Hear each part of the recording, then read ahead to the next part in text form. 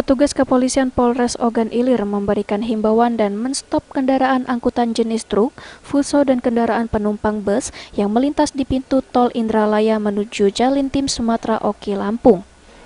Truk dan fuso diminta untuk tidak melintas jalan Indralaya menuju Lampung dan dialihkan ke lintas tengah menuju Prabu Muli Muara Enim.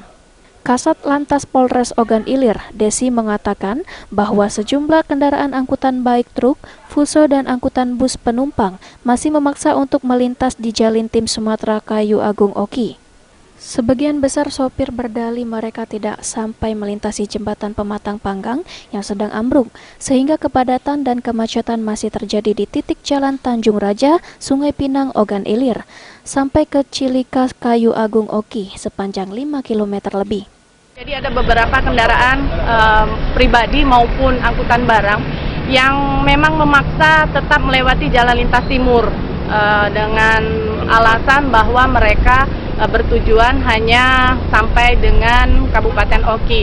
Namun demikian kami tetap menghimbau walaupun kendaraan-kendaraan tersebut ya kadang-kadang memang ada yang ya katakanlah mungkin mencoba-coba dan nekat untuk melalui jalur yang sudah kami tutup ini.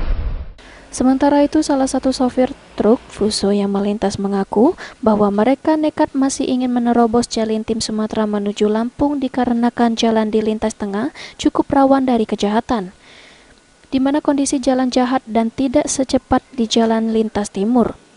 Sebagian besar sopir truk fuso masih menunggu kondisi Jalintim dapat dilewati. Ke sana, tapi kalau memang keamanan dijaga jamin, nggak masalah kan mau gitu. kami ke sana. Makanya terlalu bingung kami nih Pak. Lebih jauh gitu tuh. Ya satu lebih jauh, dua keamanannya kurang. Keamanan kurang. Jalan pun nggak bagus. Jalan kurang bagus. Nggak bagus. Jadi mau nunggu sampai berapa hari? Inilah saya belum tahu ini. Kayak mana keputusan ini Pak. Ahmad Romawi, PAL TV.